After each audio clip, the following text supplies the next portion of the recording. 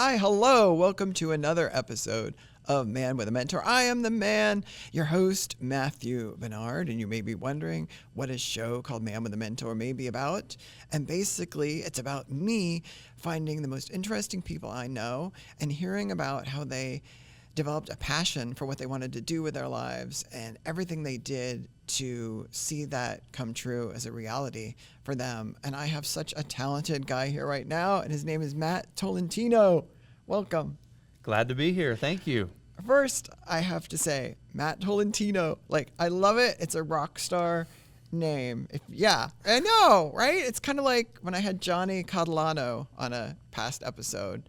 I felt the same way about his name. Just rolls off the tongue. You want to see it on a marquee. So I'm going to say this about you. I'm going to say Matt Tolentino is a true multi-instrumentalist, equally at home on accordion, piano, clarinet, tuba, piano, tenor guitar, banjo, and saxophones, and is the band leader of the Singapore Slingers, the Matt Tolentino Band.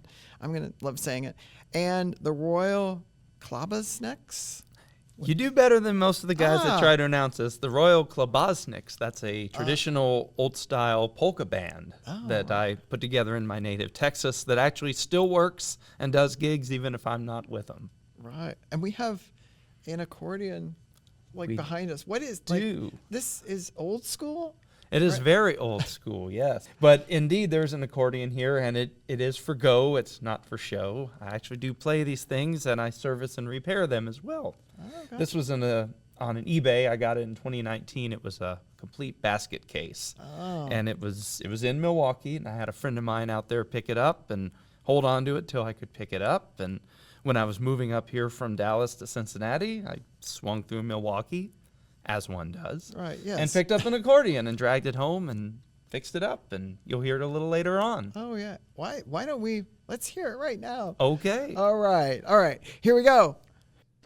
Here's a 20s pop tune from 1928 called "Get Out and Get Under the Moon." I'll sing it and play it for you.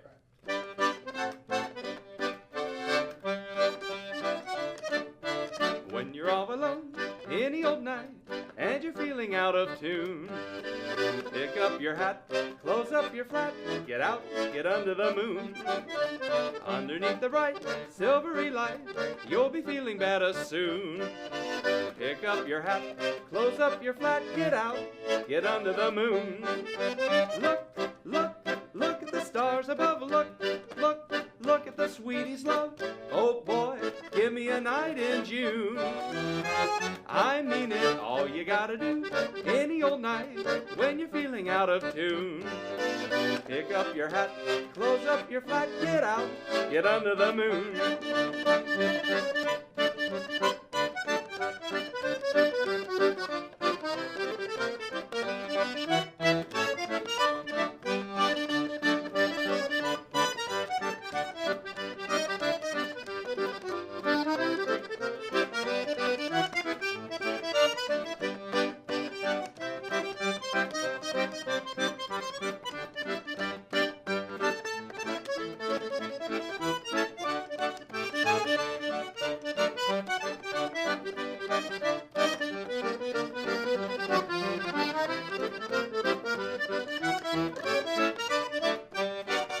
When you're all alone any old night and you're feeling out of tune, pick up your hat, close up your flat, get out, get under the moon.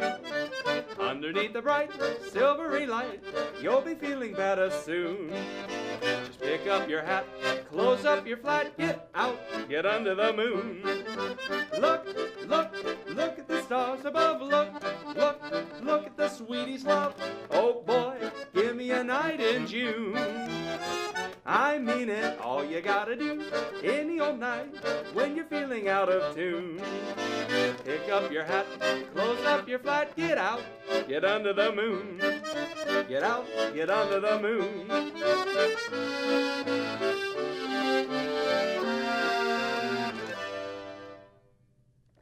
How did you learn to play that thing? Self-taught. Self-taught.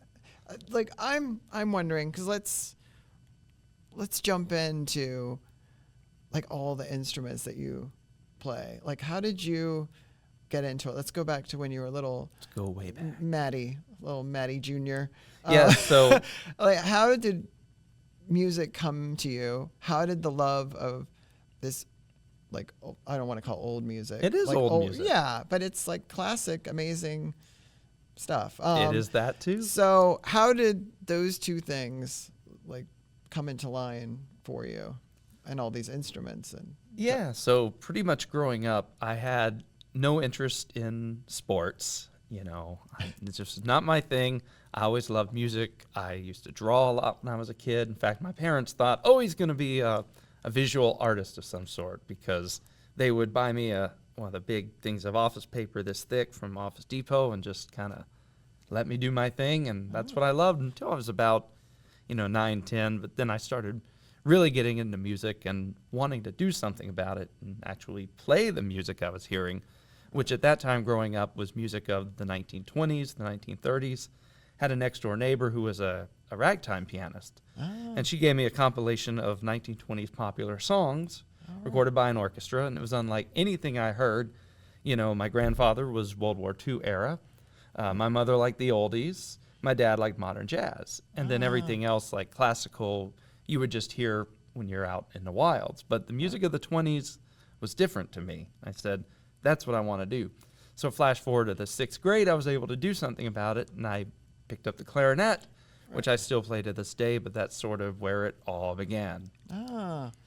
I'm just wondering, how do you become an expert at like multiple instruments? Like, how do you decide, like, is this my clarinet morning? Is this my accordion morning? Or do you or do you just like know what's coming up in terms of shows and performances and styles, and then focus on what you need to focus? That's kind of what dictates it today.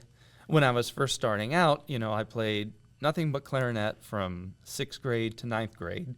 And then the summer in between that and sophomore year, I took home a bunch of instruments from the school. I took home a baritone sax, I took home a tuba, and I bought my first accordion on eBay, which is not this one. Right. But I bought my first accordion on eBay. I was mowing lawns, and I had about $100 to my name, which, when you're 15, that's like $1 million. Right. You can party on $100 when you're 15. Right. Now you can only like fill the very bottom of your grocery cart. I know, it's crazy. Yeah. So I bought that first accordion on eBay and proceeded to just kind of teach myself to play. I pulled a mirror off the wall so I could stick it and look and see the buttons, because you can't see them when you're playing. They're just like this. You can feel them, but you cannot see them. So. Right. And in those early days, like you said, is it my clarinet day? Is it my saxophone day? That's kind of how it was. I would spend an hour or two on one instrument, get tired of that, say, I want to play the accordion now. Play that for a while. Spent the whole summer doing that. How do you put it all together, though, in terms of when you heard, jazz, swing, ragtime music? It's such a combination of, it's not like rock and roll where you can go, here's the bass, here's the drum. Like, right. It's a full on like experience, like Cotton Club genre. There was probably more people like in the band than on the dance floor. So how do you figure out like whose music is coming in from what and how it all came together? And like, so the reason I gravitate, and I love swing music, don't get me wrong, I play a lot of it, but the music I really love from that era is the music of, say, about 1925 to 1935, which is, they call it music between the wars. So it's after ragtime, but it's before swing, after World War I, before World War II. And so particularly the late 20s into the early 30s, say 1927 to 1931, 32, was this era of just wild experimentation. It's like there were no rules. It's like ragtime and swing are similar in that they're both heavily codified. In ragtime music, you say this is a specific instrumentation, and in swing, at least with big bands, this is your specific instrumentation. In the 20s, there was a basic framework that consisted of a violin, 3 saxophones, 3 brass, and 4 rhythm. That was your pretty standard combination. But outside of that, there was just endless experimentation. There were people playing Well, there was accordion jazz. There were people playing harp jazz in the 20s. Oboe, bassoon, it didn't matter. It was like the only thing they cared was, can you play? Can you play hot and make it fun? And that's Right. all they cared about. And to me, it's that almost that anarchic feel to the 20s that jumps out to me more than the swing era, which, like I say, is great. I love swing. Don't come down on me. You know, I love swing. Move over to singing. So, like, how do you how do you have so many hats? Because you have you have like multiple bands, and you sing and you conduct and play. Like, are you like the boss? Are you one of them? Are you It's an army of one. right? It's an army of one, but there must be a lot of people that you consult with to have in the various bands. How do you find those people? How do you like work with them? How do you keep them like employed in different situations and gigs and all that? And how do you get these gigs? Sure. Okay. Well, so a couple of things for you. That was like 7 questions in one. And, so and take, I, and take I it have, all apart. And I have 7 answers for you. I'll keep them short. All right. No, well, I'll back up to the overarching thing, which is, you know, it is an army of one. It's like, if you want to find me any day of the week, you can probably go to my house, go upstairs, and I'm at my desk because I'm either responding to emails or returning phone calls or writing a contract or putting dates on a calendar, all the stuff, the little things that make the big things happen. So these days, yeah, I market and do everything myself pretty much. And you do, you know, hire, obviously, the musicians because the bands range upwards of 14 piece. Right. And like here in Cincinnati, my new Liberty Dance Orchestra, which is named for the Liberty Dance Orchestra, which was a 20s band in Cincinnati, we're upwards of 14 piece. So it's a big group. Yeah. And then, of course, the band in Dallas, the Singapore Slingers you mentioned, you know, that's the same size band. So you're running these big, giant bands and copying music and writing dates and all that. But, you know, the name of this show, of course, is Man with a Mentor. Right. And I could say that I had a mentor in this, as did anybody my age that leads a similar band across the country. In New York is a guy named Vince Giordano. And Vince Giordano has led since the 70s a band called the Nighthawks. And they have played Monday and Tuesdays for years in New York. He's done umpteen film projects for Scorsese. Anytime someone in Hollywood needs something set in that era, he's the guy. And so early on when I was putting my first bands together, I would call him with questions, and he was always more than generous with his time. And do you need any music? Do you need anything? So, yeah, fitting with the name of the show, Vince Giordano was my mentor in putting these bands together. If someone came to you with film projects, they want to do a Great Gatsby Part 2. I don't know, whatever. I can't think of another movie in the 20s, but would Who knows? you? What, like, Yeah, I would gladly do that. I have done some film scoring, mostly independent films. And I have been involved in major pictures. Actually, I was in the latest Scorsese film, Killers of the Flower Moon. There's a scene where they're having they call it the town dance, and there's a band there, and granted, it's like tiny, but we're there. You zoom in enough, you know. I'm there playing a bass saxophone. oh, gotcha. So that was pretty neat. That was a very cool, unique experience. Do you run out of material if you're looking at such a specific time frame? Never. Is there just so much music from 24 to 44 or whatever? There's an insane amount of music. Yeah, because you kind of feel like it's not so much on the radio, like kind of the 50s doo-wop and Frankie Valli and all that. So I feel like it's not getting lost, but I don't think people are familiar with how much music there was at that time. Oh, sure. But there's a ton. And it's easy for us to forget just how much there was. And it was a whole world of music. You know, in the 20s, the ragtime era, and especially the 20s, once recordings got really good with particularly the advent of the microphone, the 20s sort of set off a global trend that went a good 40 years, where basically the stuff coming out of America was what the whole world wanted to do. And I use the number 40 some odd years because along come the guys named the Beatles, And all of a sudden, everyone's listening to what England's putting out. But backing up to the point, it's like, in the 20s, all these bands were trying to emulate that American sound. And actually, on my Facebook page just yesterday, I put up some Finnish dance band music from 1933. There was an orchestra out there, believe it or not, was started in 1925, and they are still gigging today. No original members, but they'll prop them up. No, but so it's Stan unique. played that accordion out of the womb. He's 101. He's 101. Doesn't look a day over 95. No. So that's the point. Is there's so much? It's inexhaustible. It's finite, but no one will ever find it all. Right. All right. Well, let's hear your best advice. If someone said to you that they want to work as a working musician in any genre, field, whatever, what would be your best piece of advice for them? Be nice and answer your emails. Oh, okay. It's simple. It's simple. I mean, obviously, there's a lot that goes into it, but that's the biggest thing is like if somebody reaches out to you, you get a text or a call or an email, get back to it. Don't sit around, because for every one person that wants to do a gig, there's 5 that will gladly take that gig.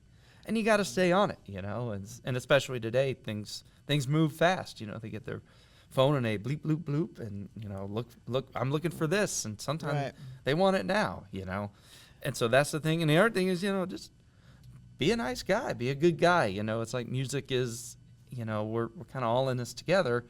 And if you really, really get good at what you do, and you're within something pretty niche, whether you're doing old style 50s rockabilly, or you're doing polkas, or you're doing ragtime or traditional jazz, all those styles all have scenes. And the guys that are really good at, there's only so many bands that'll do it. And so it behooves you to be nice and play along and be a part of the team, because you never know when you're going to need help. I know guys in Chicago and St. Louis and Los Angeles that do the same kind of music I do, and we all know each other. And we've even done gigs together. We'll have a group where there's like 7 of us, and we're all band leaders, but there's no ego. We're all just playing because, 1, we know how much work goes into all of this, but 2, we know, like, hey, this is a small little, it's like a guild. There's only so many of us. Let's be nice. Let's play along. Are you feeling good about the living that you're making? Well, you know what I'm saying? Yeah. No. That's a perfectly fine question to ask, because, I do know a lot of younger musicians, and I have a lot of them in my band, and they're doing a great job. They're out there working and hustling and doing their thing. The biggest thing is just, always keep your worth in mind. And it can take a while to get to that, especially when you're trying to, in an era where someone can book a DJ for so much money, and you're trying to convince them to spend a little bit more, to get a band. It is hard. It's tough, but, you just got to think about, like, is it worth it? And think about, like, it's going to be so good when, the big machine is rolling and people are having a great time. But, yeah, you do have to establish a worth and pay your dues early on. But the trick is to just try to, if you get a gig that you're like, well, that wasn't very good, just learn from it and try to always up the product and the quality of the product. That way you have something that you can feel good charging more money for, and eventually make a living. I'm a full-time musician, which is rare, but it can be done. Yay, I think people want to hear that. I just want to ask you one more thing about mentors. And do you wish there was one thing that someone had told you in the early days or along your, that you were like, oh man, I wish I'd known this, or realized that these were going to be all the hoops I had to jump through? Man, there's lots of little things I could think of. Like early on, we used binders with those stupid sheet protectors, and those things are not your friend. I hate those things. Now we just use folders like we should have done all along. I mean, when's the last time you went to the symphony, you got a seat in the orchestra terrace, and you peek down and you see a bunch of symphony guys with sheet protectors. Like, come on. That was dumb. Where can people find out all the information about you and what's going on with you and tours and music? Well, the website's the biggie. That's got everything, and that's matttolentino.com. And yes, when you write it down, there will be 3 T's in a row. Oh, People sometimes type that out, and they're like, there's 3 T's in a row. I'm like, well, that is my name. Right. So there's that. And Congratulations, you've learned to spell. Yay. Congrats. So that's the big one. That's got a master calendar with all the gigs.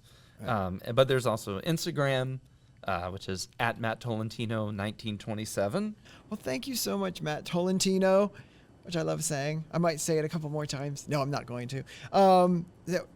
Tell people again where they can find music and gig information. Yes, it gives you a chance to say that name one more time, matttolentino.com. Right. Or Instagram at Matt Tolentino 1927. Right. Thank you, Matt. Thank you for being here and for playing the accordion and sharing everything about 1920s music and beyond. Thank you for watching or listening to another episode of Man with a Mentor. Bye. All right.